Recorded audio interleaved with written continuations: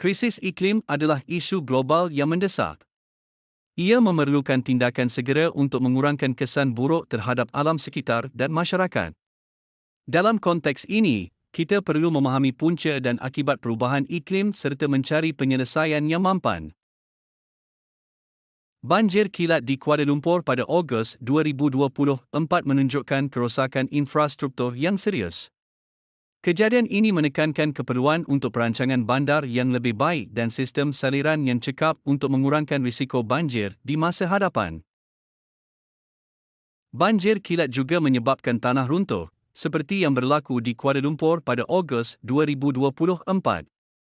Ini menimbulkan ancaman kepada keselamatan penduduk dan memerlukan tindakan segera untuk memperkukuh cerun dan kawasan berisiko tinggi.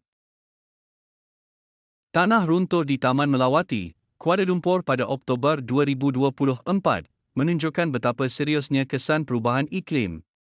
Langkah pencegahan dan pemantauan berterusan perlu diambil untuk melindungi kawasan perumahan daripada bencana alam. Perubahan iklim memberi kesan besar kepada golongan terpinggir, meningkatkan ketidaksamaan. Artikel-artikel ini menunjukkan bagaimana masyarakat yang kurang bernasib baik terjejas teruk oleh bencana alam dan perubahan cuaca ekstrim. Ketidaksamaan dan pengecualian adalah isu penting di Asia Tenggara.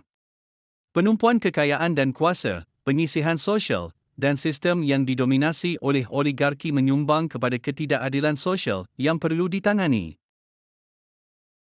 Kesan perubahan iklim di Malaysia termasuk banjir, gelombang haba, dan kekurangan air. Ini menekankan keperluan untuk strategi mitigasi dan adaptasi yang berkesan untuk melindungi masyarakat dan ekonomi daripada kesan buruk ini. Risiko iklim di Asia Tenggara meliputi kenaikan paras laut, banjir, dan cuaca ekstrim. Dari segi sosioekonomi, terdapat kerugian ekonomi, peningkatan pengangguran, dan risiko kesihatan yang memerlukan tindakan segera. Pelepasan karbon dioksida global menunjukkan sumbangan negara-negara kepada perubahan iklim.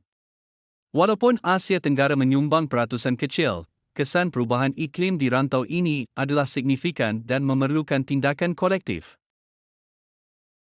Asia Tenggara hanya menyumbang 5.2% daripada pelepasan global, namun rantau ini mengalami kesan terburuk daripada krisis iklim. Ini menekankan ketidakadilan dalam pengagihan beban perubahan iklim.